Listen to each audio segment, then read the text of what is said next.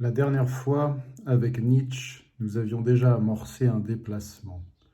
Sa volonté de puissance devenait dans notre lecture le désir de réaliser son potentiel. Et ce potentiel, nous le lisons dans le CAP, la cosmo-architecture personnelle, plus connue sous le nom de thème astral. Désir, desiderus, ce dont les astres manquent. Le désir serait donc les astres en nous qui demandent à se réaliser. Freud parlait de pulsion de vie, mais réduire l'élan humain à une seule pulsion, c'est ignorer la pluralité des forces à l'œuvre. Une psychanalyste après lui introduira d'ailleurs la pulsion de mort. Elle avait justement un cap marqué par l'archétype de la mort, une intensité tournée vers la dissolution. La cosmophilosophie ne nie ni la vie ni la mort. Elle observe des dynamiques multiples. Mars n'est qu'une planète. La pulsion n'est qu'un fragment parmi tant d'autres. Reste la grande objection moderne. Comment les planètes pourraient-elles influencer nos vies? La réponse est simple. Nous ne parlons pas d'influence physique. Nous parlons de synchronicité. Des générations ont observé le ciel, elles ont remarqué des correspondances entre certaines configurations célestes et certains climats humains. Non pas des rayons magiques, mais plutôt des concordances, comme un cadran horaire. Horoscope signifie d'ailleurs observer l'heure, non pas subir une énergie mystérieuse, mais apprendre à lire cette horloge cosmique. On peut comparer cela à un four. Peu importe de connaître le mécanisme exact des ondes qui cuisent le poulet, ce qui compte, c'est le résultat observable. Le poulet est bien grillé. De même, peu importe le mécanisme cosmique exact, le résultat est là. Des cycles, des répétitions, des corrélations. La science elle-même repose sur l'observation des cycles. La physique, si l'on revient à l'étymologie, pourrait être entendue comme connaissance des cycles. La cosmophilosophie ne demande pas de croire, elle demande d'observer. Pour situer Start, prenons un autre point de comparaison. Kenneth White.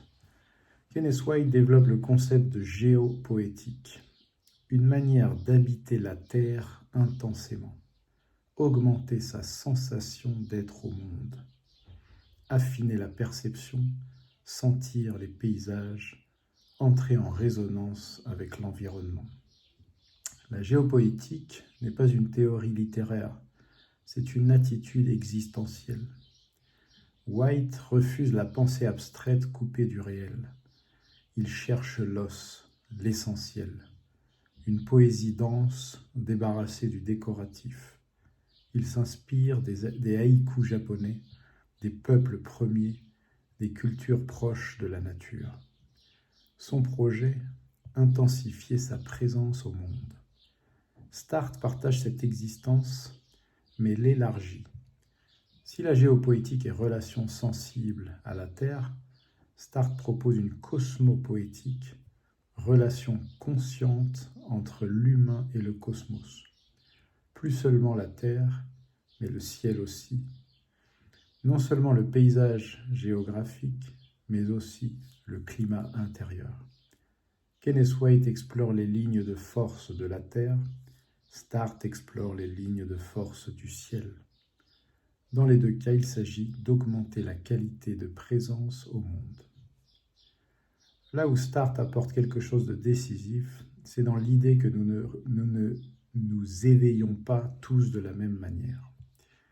Certains, comme White, trouvent leur intensité dans la nature brute. D'autres, comme Eckhart Tolle, parlent d'un éveil profond au contact du réel immédiat.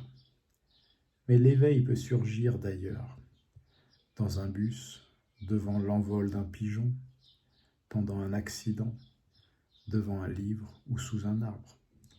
La cosmophilosophie affirme que chaque individu possède un climat intérieur unique. Nous ne sommes pas tous taillés pour la même forme de présence. Chaque carte astrale est un climat. L'un s'éveille sous un soleil tropical, l'autre dans une brume nordique.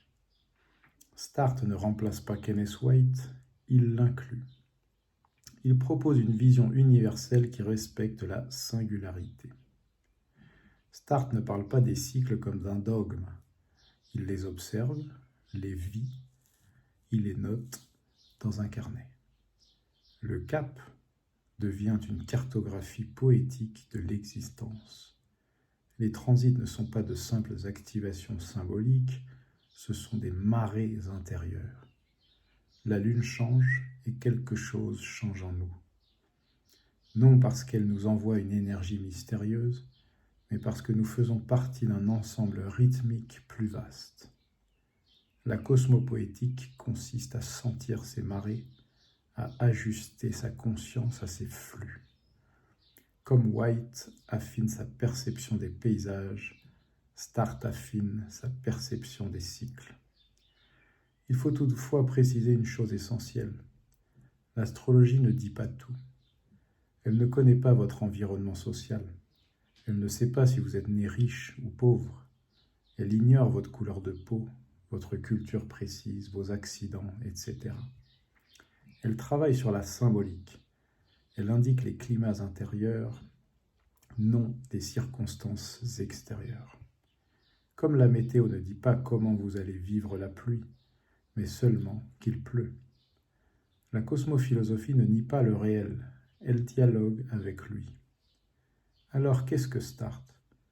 Un laboratoire cosmopoétique, un lieu où l'on observe comment un transit modifie un climat intérieur, où l'on note comment une lune dans un signe particulier colore notre perception ce jour-là, ou comment on expérimente l'accord entre soi et le cosmos.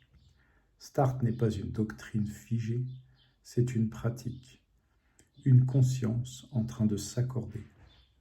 Si Nietzsche cherchait l'intensité de vie, si Kenneth White cherchait une présence accrue à la Terre, Start cherche l'accord poétique entre l'individu et le cosmos. Habiter la Terre, lire le ciel, sentir les marées intérieures et peu à peu devenir un être humain accordé.